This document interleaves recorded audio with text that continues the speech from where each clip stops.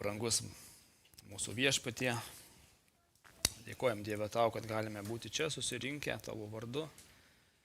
Padėk Dieve tau atnešti gyrių, kurio tu esi vertas, Dieve. Ir padėk ir man viešpatie perteikti tavo žodį teisingai, suprantamai, Dieve, ir būti tavo įrankiu viešpatie. Kalbėk per mane, per savo šventąją dvasią, kad būtų tavo vardas išaukštintas, Dieve. To meldžiu Jėzaus Kristaus vardu. Amen.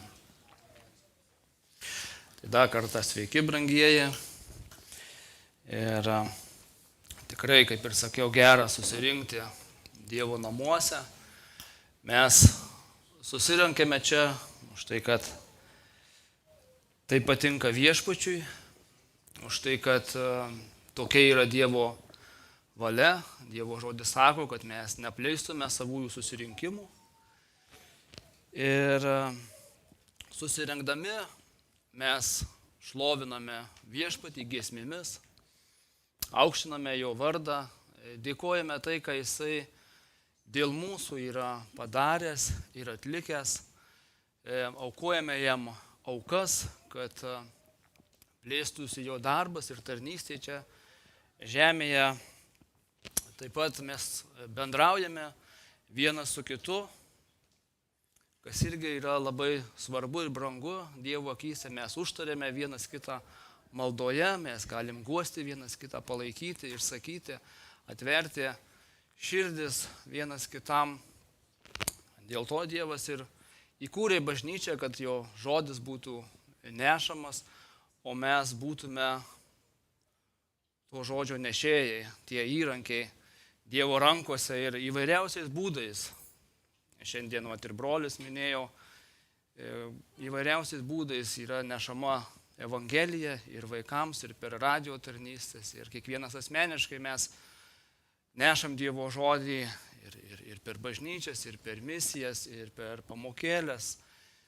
Tai tikrai šio pamokslo tikslas gyventi ne savo, arba dar kitaip pasakysiu, gyventi dėl tikslo. Tai tiesiog norėčiau, kad mes pažvelgtume per šį pamokslą į save, į savo širdį, į bažnyčią, į bažnyčios širdį, į tarnystės ir gyventi dėl Kristaus, pasišvęsti galbūt naujai, ar kažkokiai tai tarnystė, ar ištirti savo širdį, kaip yra šiandieną su manim, kokia yra mano šiandien situacija. Tai labai pameldžiu, kad Dievas prisiliestų prie jūsų širdžių, kad jūsų širdis būtų atviros Dievo žodžiui ir Dievo žodžio žiniai. Taigi, gyventi dėl Kristaus.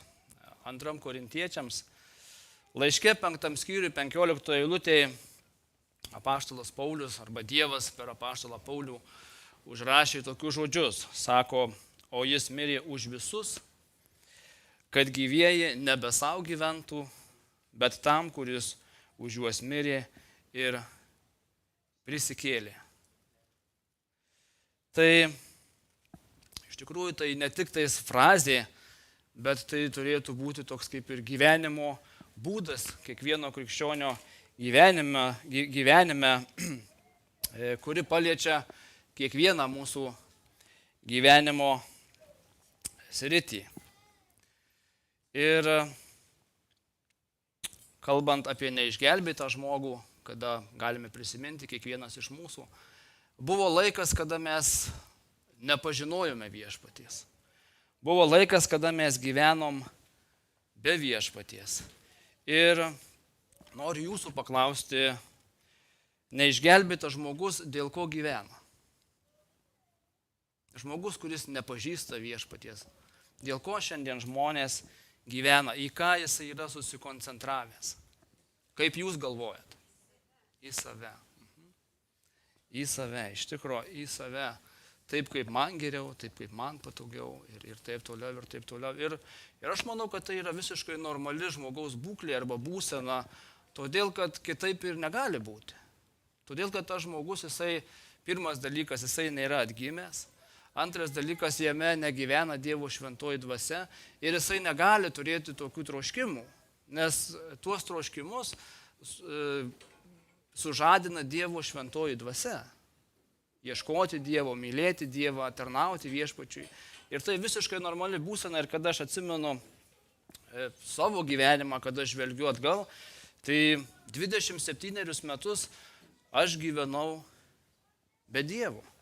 Aš gyvenau be Dievo ir, kitaip pasakysiu, aš jo nepažinojau, aš tikėjau, kad jisai yra, bet aš jo nepažinojau asmeniškai. Ir mano gyvenimo būdas ir mano pasirinkimai liudijo tai, kad mano žvilgsnis buvo sutelktas į mane, į mano širdį, į taip, kaip man geriau, į taip, kaip man patogiau. Ir kiekvienas iš mūsų, kūrėme kažkokius tai planus, turėjome kažkokius tai siekius savo gyvenime, ne? Bet jie buvo be Dievo. Tuose siekiuose nebuvo Dievo. Tai pavyzdžiui, teko važiuoti dirbti į Vokietiją, truputėlį dirbau tenais. Tai prieš važiuojant, aš tikrai nesitariau su viešpačiu, nesimeldžiau, jam neklausiau, ar yra tokia tavo valia. Tiesiog aš galvojau, kad dirbdamas, išvažiuodamas, aš susikursiu savo geresnį kažkokį tai gyvenimą. Paskui teko išvažiuoti į Angliją išvažiuoti teko. Jau Vokietijoje buvo negerai, tada važiuosiu į Angliją, gal ten jau bus gerai, gal ten bus geriau. Ir dėja, irgi tas gyvenimas tenais buvo be Dievo, buvo sukoncentruotas į save, į mane. Toliau vėl, kaip tas netikintis žmogus, važiavau į Norvegiją, tenais girdėjau, kad ten labai gerai žmonės gyvena, labai gerai žmonės uždirba ir taip toliau, ir taip toliau. Tai vėl, ką aš noriu pasakyti, kad visi tie žingsniai, jie nėra blogi iš tikrųjų. Tai nėra blogi žingsniai ieškoti darbo, dirbti, užsidirbti ir turėti tą tokį patogų, gal patogesnį gyvenimą. Ne? Bet kame yra tas galbūt akcentas mano, kad visa tai, kas buvo daroma be Dievo. Ir žvelgdamas atgal, aš matau būtent žmogų, kuris buvo susikoncentravęs į save, aš kalbu apie save. Aš buvau susikoncentravęs į save, kaip ir sakiau, kaip man geriau ir kokia man iš to nauda. Tokie jau mes esame iš tikrųjų, tokia jau mūsų ta prigimtis. Be Dievo mylime save, siekiame kažkokio tai patogumo ir trokštame gyventi geriau. Bet 2013 metais į mano gyvenimo trasą išbėga Jėzus. Ir čia prasideda visiškai kiti dalykai. Čia prasideda kažkas nuostabaus. Jisai parodė man, kada jisai atėjo į mano gyvenimą, tiesa per žmogų, kuris man skelbė Dievo žodį, dalinosi Evangeliją. Jisai man parodė tikrąją mano būklę. Kokia yra mano būklė? Tokia būklė, kad sako, tu esi nuodėmingas. Kad aš esu nuodėmingas ir kad aš esu pražuvęs ir atskirtas nuo Dievo, kad aš neturiu Dievo, kad aš nepažįstu Dievo. Ir šiandien, kada mes kalbame žmonėms apie Jėzų, mes sakome, kad tau reikia išgirsti tiesą, kad tu esi nuodėmingas, kad tu esi pražuvęs ir ta tiesa ne visada patinka. Bet tokia yra tiesa, mes turime pasakyti tikrą žmogaus diagnozę, ne, pagal Dievo žodį. Toliau viešpats man parodė, pradėjo darbuotis manyje, pradėjo darbuotis mano širdyje, kad aš suprasčiau būtinybę priimti viešpatį Jėzų kaip savo gelbėtoją.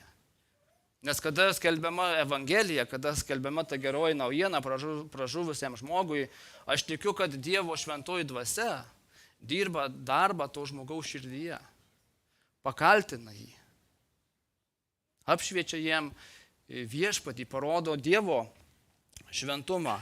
Ir tada tas žmogus jisai priima sprendimą savo širdyje. Arba atveria savo širdį viešpačiui, arba užkietina savo širdį viešpačiui.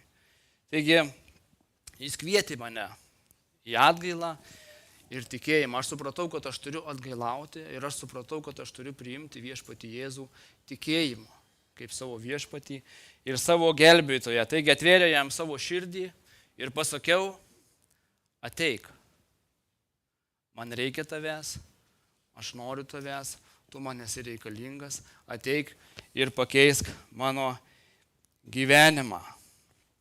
Ir kas įvyksta tada? Tada Dievo žodis sako, kad kiekvienas, kuris jį priėmė, jisai davė, gali tapti Dievo vaikais. Mes žinome, kad Dievo šventoji dvasia apsigyvena to žmogaus širdyje. Dievo šventoji dvasia to žmogaus širdyje, jinai įdeda naujus troškimus. Naują troškimą gyventi kitaip. Jeigu prieš tai aš gyvenau, dariau vienokius ar kitokius sprendimus be Dievo, tai po atsivertimo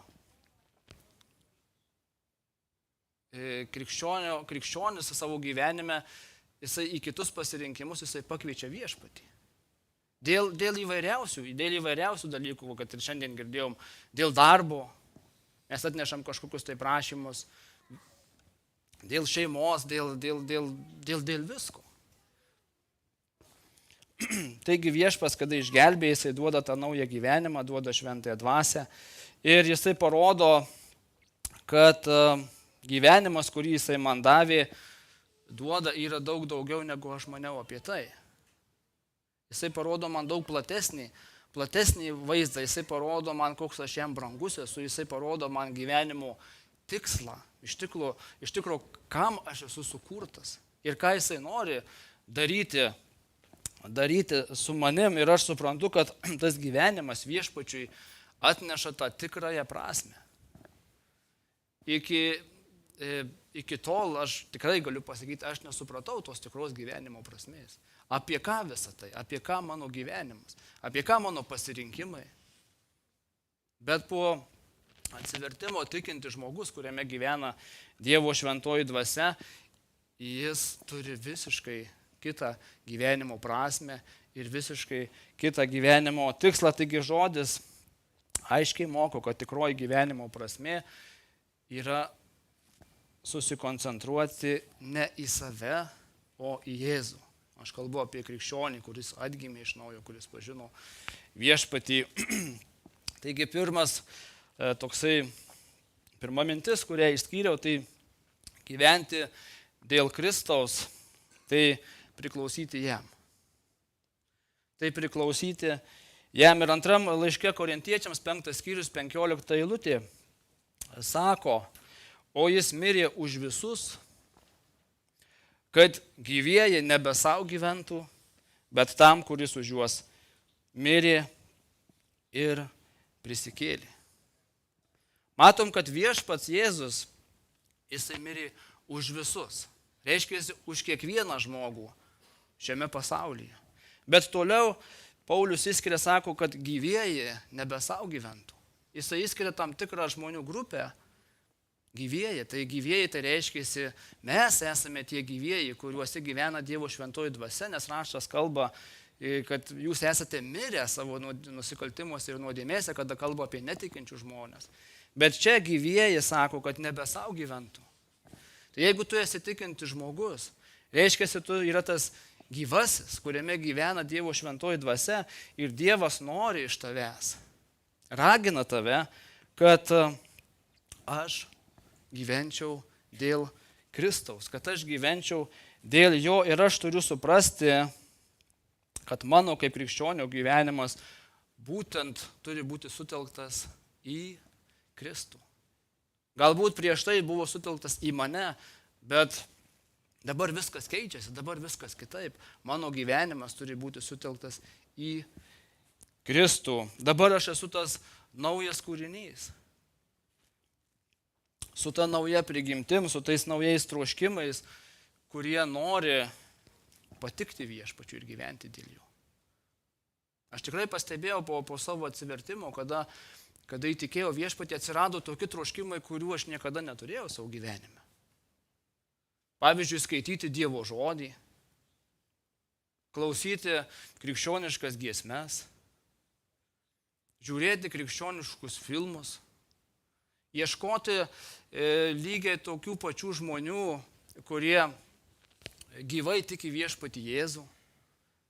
Aš norėjau bendrauti su jais, aš norėjau dalintis liudijimu su jais, aš norėjau kalbėti apie viešpatį ir kalbėjau. Ir buvo tokių situacijų, kada teko susilaukti visokių pasakymų.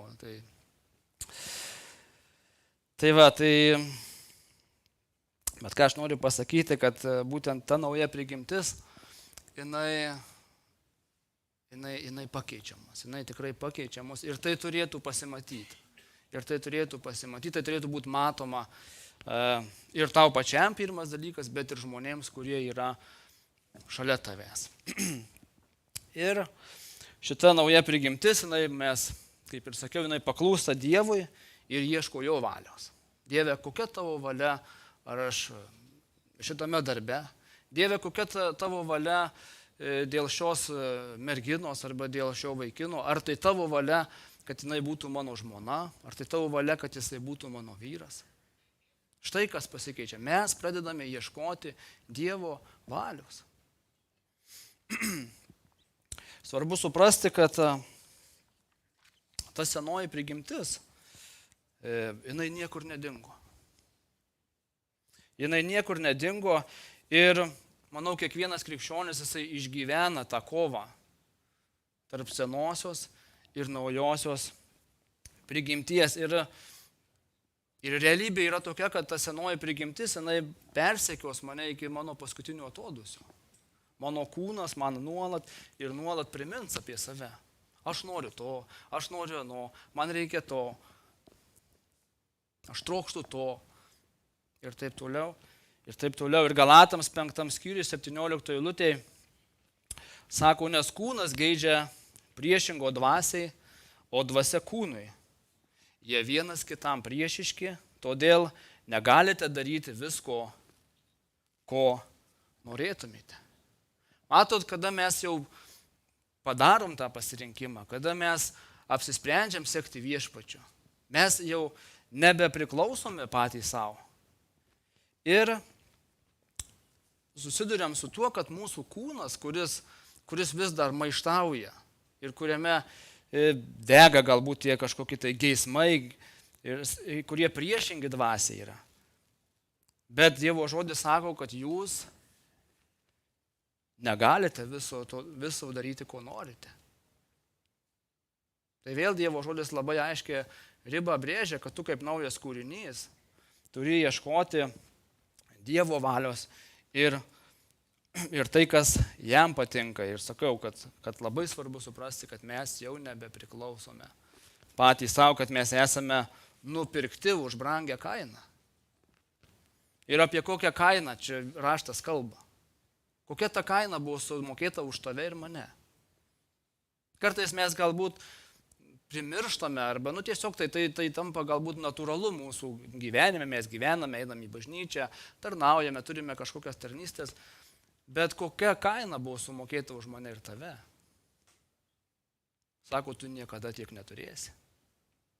Buvo pralietas šventas Jėzaus Kristaus kraujas. Pati brangiausia dovana. Ir aš turiu suprasti, kad aš jau nebepriklausau patys savo. 1 Korintiečiams 6:19 apie tai kalba, sako, argi nežinote, kad jūsų kūnas yra šventykla, jumise gyvenančios šventosios dvasios, kurią gavote iš Dievo,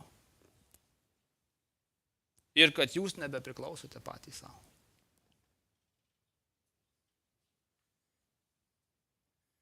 Kam aš šiandien priklausau? Kam mes šiandien priklausom? Kam šiandien priklauso mano širdis? Galbūt yra dalykai, kurie okupavo mano širdį. Galbūt buvo laikas, kada mano širdis priklausė visa viešpačiui. Bet šiandien galbūt kažkas pasikeitė, galbūt kažkas įsibrovė į mano širdį, kažkokie tai dalykai užgožė viešpatį. Taigi kam šiandien priklauso tavo širdis? Kiek joje yra Kristaus?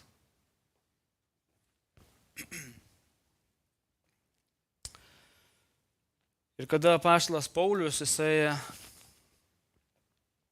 rašė apie tai, kas jam yra Kristus, jisai parašė labai nuostabius žodžius. Filipiečiams laiške 1 skyriui 21 eilutė Paulius rašo: man gyvenimas tai Kristus. Man gyvenimas tai Kristus. Mes turim tokią giesmę, kartais giedami, sako, aš pasiryžau tarnauti Jėzui visa širdim, visa širdim. Ir jeigu mes kalbam apie Saulių, apie apaštalą Paulių, kokį mes jį matome Dievo žodėje iki susitikimo su Kristumi. Didžiulis skirtumas. Didžiulis skirtumas ir mes matom jį kaip tokį uolų fariziejų, įstatymo žinovą, kuris galvojo, kad jisai Dievo vardu daro darbus. Bet iš tikro jisai neėjo Dievo vardu. Jisai buvo tas krikščionių persekiotojas, Dievo bažnyčių persekiotojas ir jo tikslas buvo sunaikinti naujai atsirandančią bažnyčią. Jo tikslas buvo sodinti krikščionės į kalėjimus, žudyti juos. Steponas buvo nužudytas prie jo kojų. Bet matome, kad tas Saulius, jisai buvo tas religingas toksai žmogus, kuris nepažinojo gyvojo Dievo, nors jisai tikėjo Dievu. Ir visai netikėtai Saulius gyvenime pakeliui į Damaską atsitinka kas? Į jo gyvenimą ateina Jėzus. Įvyksta susitikimas. Toks atgamtinis susitikimas. Viešpats prakalba jam tiesiogiai, apsireiškia, sako, Sauliau, sako, kodėl tu mane persekioji? Sunku tau spyriotis prieš akstiną, sako Dievas. Sako, kas tu esi viešpatie, Saulius? Ir matom, kad Saulius, būtent tas susitikimas su Jėzumi, Sauliaus gyvenimą apverčia aukštyn kojom.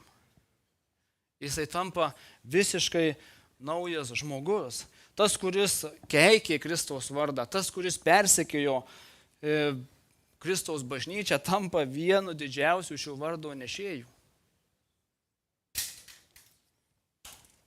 Taigi jisai tas naujas kūrinys, matom, ta nauja širdis, kuri pakluso viešpačiui.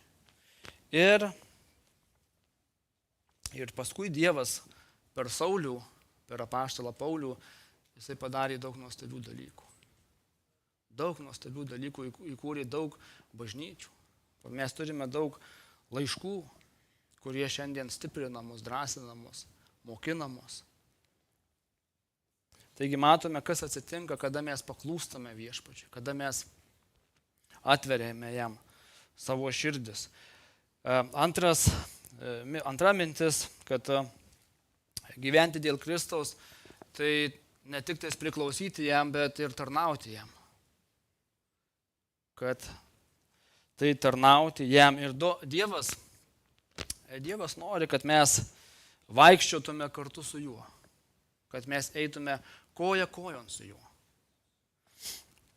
Ir jis nori dalyvauti tiek mano gyvenime, jisai nori dalyvauti tiek jūsų gyvenime. Ir kitaip pagalvoti, kodėl yra svarbu tarnauti? Kaip jūs manot, kodėl yra svarbu tarnauti viešpačiui?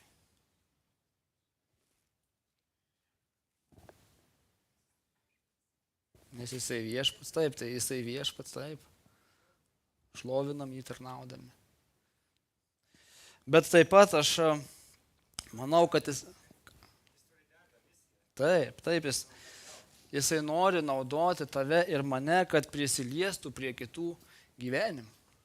Kad tu ir aš būtumėm tas įrankis arba tas Dievo žodžio laidininkas, per kurį Dievo žinia pasiektų kitą žmogų.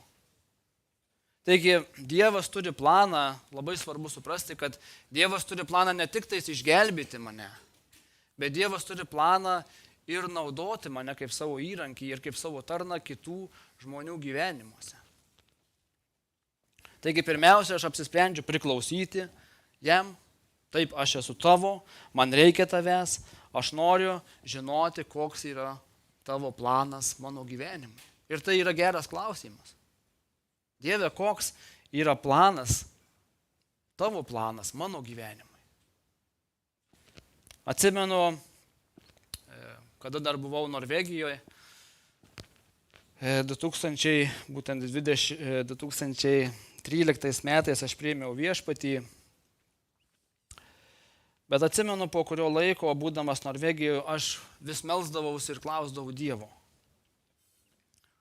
Dieve, parodyk man, ką aš turiu daryti. Dieve, parodyk, koks yra tavo planas mano gyvenimui. Dieve, parodyk man, kur aš galiu būti tau naudingas.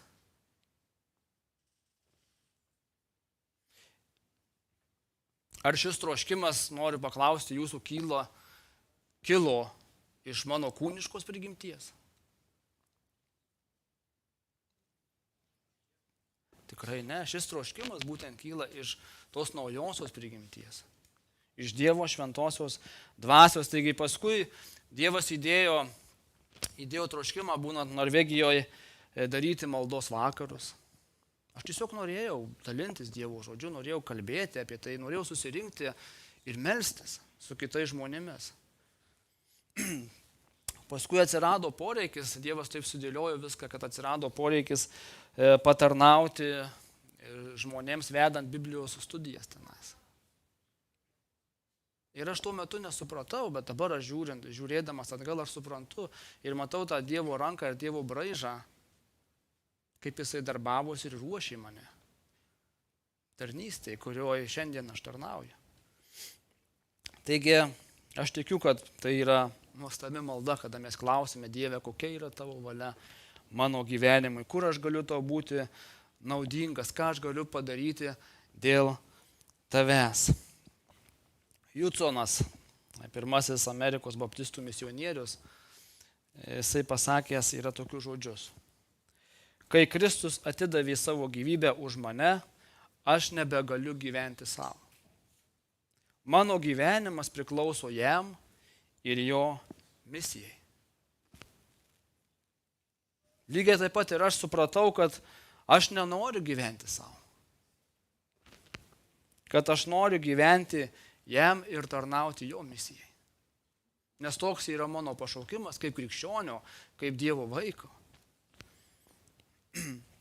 Ir kaip jūs galvojate, ar Dievas neatsakys į tokią maldą, kada mes meldžiamės tokią maldą?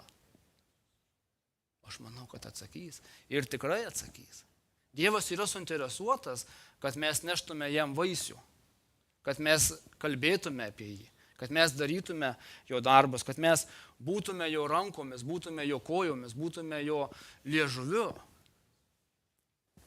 Ir Dievas ieško tokių žmonių. Jeremijas 29 skyrius 11 eilutė viešpats sako, aš žinau, kokius sumanymus turiu dėl jūsų. Sako viešpats, sumanymus jūsų geroviai, o ne nelaimėms ir ateitį su viltimi. Viešpats žino tave, jisai žino tavo talentus, jisai žino tavo dvasinę dovaną, kurią jisai yra tau davęs. Ir jis nori visą tai naudoti savo garbę ir savo šloviai. Aš įtikėjau 2013 metais, o misionieriaus tarnystai buvo pašauktas 2021. Ir 8 metai atrodo toksai nemažas laiko tarpas.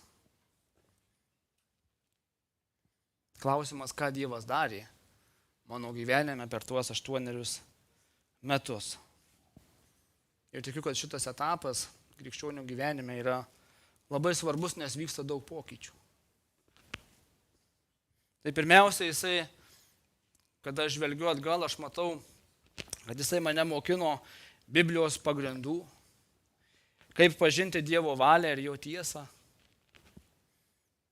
Dievas įdėjo troškimą pabaigti Biblijos institutą. Paskui jisai keitė mano vertybės, įpročius, požiūrį.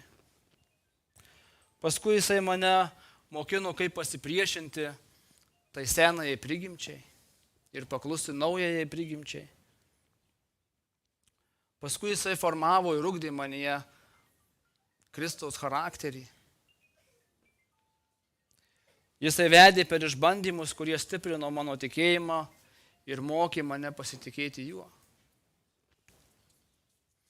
Ir tik tada, atėjus jo nustatytą metui, jis pašaukė mane tarnauti Dievui ir žmonėms. Ir Dievas visais laikais, mes matom, kada mes žiūrim Dievo žodį, kada mes skaitom Dievo žodį, mes matom, kad jisai kvietė savo žmonės visada atsiliepti į jo kvietimą. Ir kvietė prisijungti prie jo darbo. Pavyzdžiui, viena iš rašto eilučių, kuri kalba apie pašaukimą ir tarnystę, randame Izaijo knygoje, tai Izaijo 6 skyrius 8 eilutė.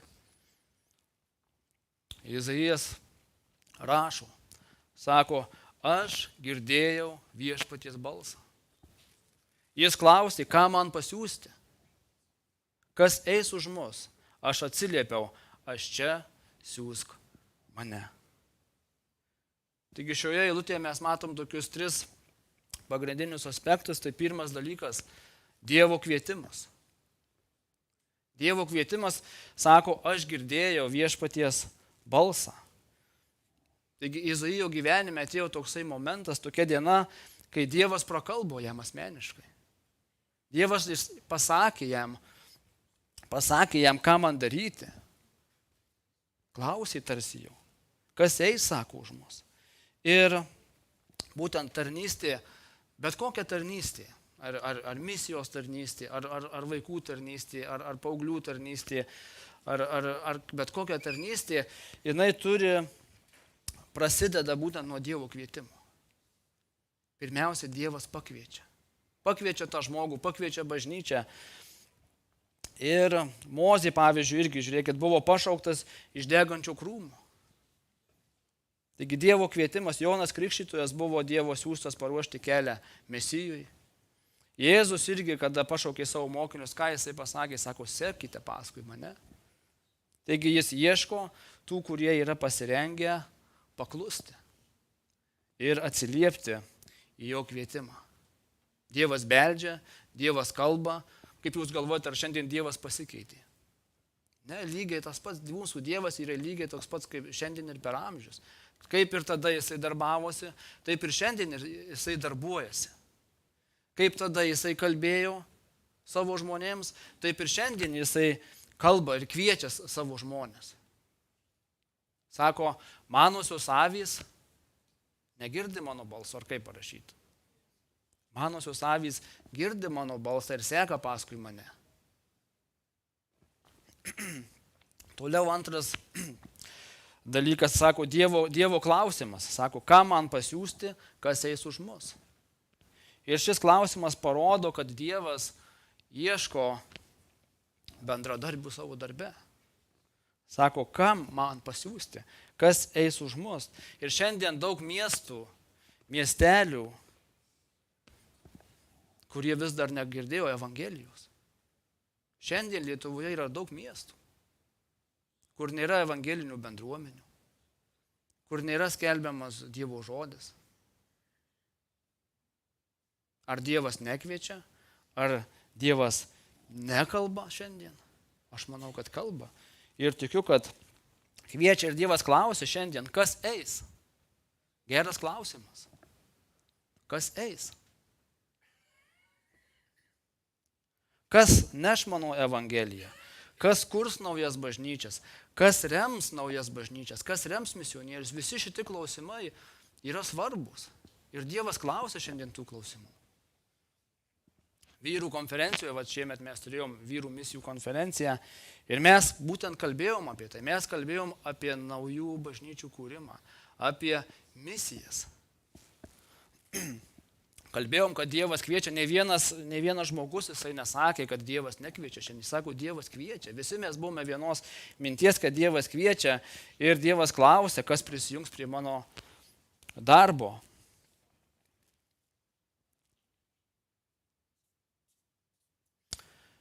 Iš tikrųjų, broliai, liūdna, kada žiūriu į Lietuvą ir į naujas bažnyčias, ar kalbant apie naujas misijas, aš galiu pasakyti, kad misijų darbas Lietuvoje yra beveik miręs. Lietuvoje yra apie 23 bažnyčias, jeigu neklystu, baptistų bažnyčios yra Lietuvoje. Ir norėčiau paklausti, kiek mes turime misijos taškų. Aš kalbu apie baptistų bažnyčios misijos taškus. Kiek mes turime misijos taškų šiandien Lietuvoje?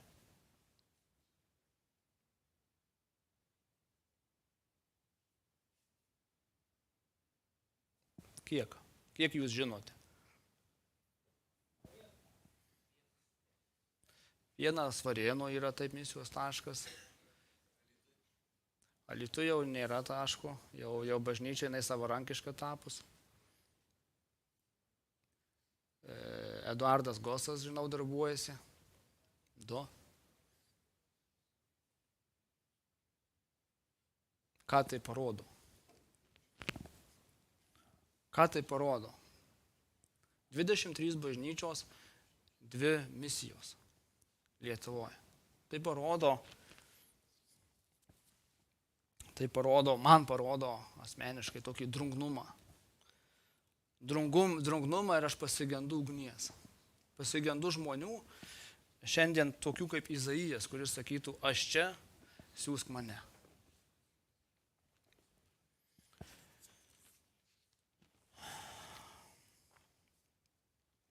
Dievo žodis sako, te būna jūsų strėnos sujuostos ir žiburiai uždegti. Būkite panašus į žmonės, kurie laukia savo šeimininko grįžtančio. Dievas nori, kad mes būtume tie žiburiai. Dievas nori, kad tos naujos bažnyčios, tuose naujose vietose, tuose kaimuose, miesteliuose, kad jie būtų tie žiburiai, kurie šviečia.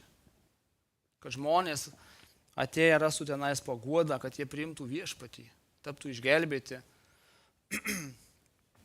Ir kas žino, iš tikrųjų, gal mūsų šeimininkas jau visai arti prie durų stovi. Broliai, tai, kas vyksta šiandien pasaulyje, panašu, kad Kristus labai arti, kad Kristaus atėjimas gali būti labai arti. Ir kuo labiau mes matome, Dievo žodis sako, kuo labiau jūs matote tą dieną, tuo labiau mes turėtume tarnauti viešpačiui, tuo labiau mes turėtume degti dėl viešpaties. Taigi, mes kalbėjom apie tas kvietimas, klausimas, ką man pasiųsti, kas eis už mus. Ir trečias dalykas, žmogaus atsakas. Aš čia, sako, siųsk mane. Koks buvo atsakymas? Sako, siųsk ką nors kitą. Jis nesakė, pirmiausia, aš išspręsiu savo reikalus kažkokius, tada eisiu. Jis nesakė, tegu eina jaunesni ar labiau talentingi. Jis atsiliepė su tokiu paklusnumu ir pasitikėjimu, sako, viešpatie, aš čia, siųsk mane. Aš pažįstu vieną žmogų, man teko kalbėti su vienam žmogum, kurį Dievas kažkur galbūt 20 metų atgal kėlė pastoriaus tarnystei.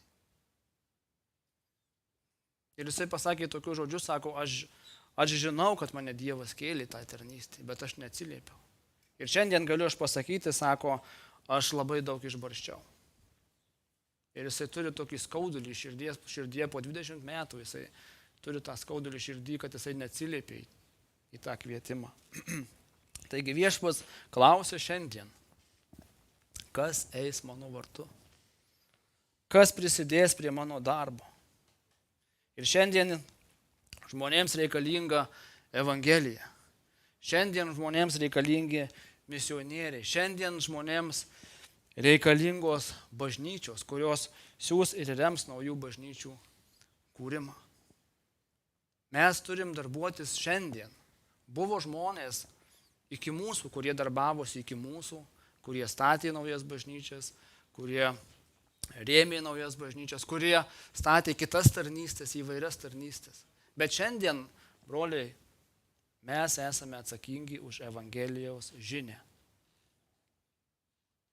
Ir mums šiandien patikėta, ir tai yra mūsų atsakomybė. Ir Dievas klausia, kas prisidės prie mano darbo. Ne ryt, ne poryt, ne kitą mėnesį, bet Dievas šiandien ieško žmonių. Ir aš tikiu, kad Dievas kalba. Kokios priežastys, kodėl žmonės neatsiliepia? Aš nežinau. Gali būti įvairios, gali būti baimė.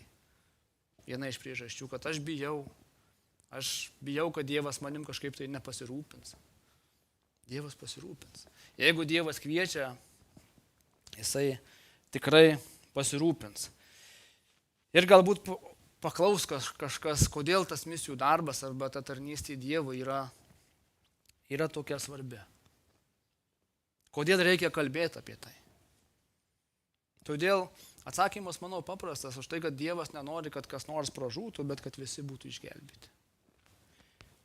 Mes žinome, kad tikėjimas ateina iš klausymo, o klausymas iš Dievo žodžio. Ir žmogus, kuris negirdėjo Evangelijos, jis negali tikėti Kristumi. Romiečiams 10 skyrius 14-15 sako, kaip žmonės šauksis to, kurio neįtikėjo, ir kaip jie įtikės tą, apie kurį negirdėjo. Kaip jie išgirs be skelbėjo ir kaip jie skelbs, jei nebus pasiųsti. Reikalingas skelbėjas, matom, kad reikalingas žmogus, kuris neštų Dievo žinę, sako, kaip jie išgirs be skelbėjo. Ir vėl mes matom, kad skelbėjas turi būti siųstas vietinės bažnyčios. Kaip jie sako, skelbs, jeigu jie nebus pasiųsti. Misijų darbas, aš matau, kad tiesiogiai vykdo didįjį pavedimą. Sako, eikite ir padarykite mano mokiniais visų tautų žmonės. Ir kiekvieną bažnyčią mes privalome skelbti Evangeliją ir steigti naujas bendruomenės, steigti naujas bažnyčias. Jei nebus misionierių, nebus ir naujų bažnyčių. Aš noriu paklausti, kaip atsirado Malonės bažnyčia. Nuo ko viskas prasidėjo? Tiesiog jūs čia susirinkot visi ir Dievas pirmiausia kas buvo? Dievas prakalbo. Dievas prakalbo kažkam ir mes žinome, kam Dievas prakalbo. Dievas įdėjo troškimą į širdį, Dievas paklausė, kas eis. Sako, kas eis į Lietuvą, kas eis? Styvai. Ar tai buvo? Dievas klausė tavęs, kas eis. Ir tu atsiliepiai. Ir tu paklusai. Ir tave išsiuntė. Išsiuntė tave ir tavo žmoną kaip misionierius. Su tikslu kažkur toli nuo Amerikos patarnauti Dievo žodžiu. Ir šiandien šita bažnyčia yra tik todėl, kad žmogus kažkur, kažkada atsiliepė į Dievo kvietimą ir pasakė jam taip. Dėl to šiandien jūs čia sėdite. Įsivaizduojat, kaip yra svarbu. Atrodo, vienas žmogus, viena šeima. Ačiū, Styvai, iš tikrųjų tau, kad tada, kada Dievas kvietė tave, kad tu pasakei taip, kad tu išgirdai tą Dievo balsą ir kad tu atsiliepiai tai. Šiandien matai daug lietuvių, kurie jūsų tarnystės dėka išgirdo Evangeliją, kurie šiandien sėdi ir šlovina viešpatį. Tai ačiū, tikrai labai dėkojam tau, Styvai. Ir kaip ir sakiau, šiandien niekas nepasikeitė. Dievas ieško žmonių. Ir galbūt Dievas veikia tavo širdį šiandien. Rodo tau, kad aš noriu naudoti tave, aš noriu veikti per tave. Koks bus tavo atsakymas? Siūsk ką nors kitą, siūsk jaunesnį, siūsk gabesnį. Aš neiškalbingas, aš mikčioju ir taip toliau, ir taip toliau.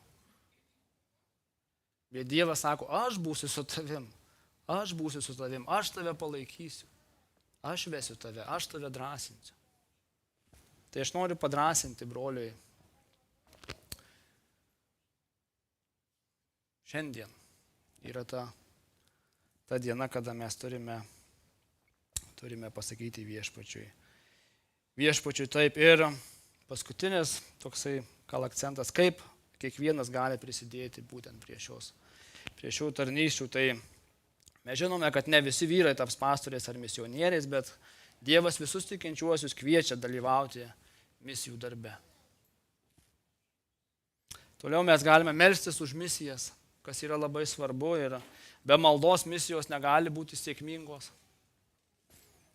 Remti misijas finansiškai.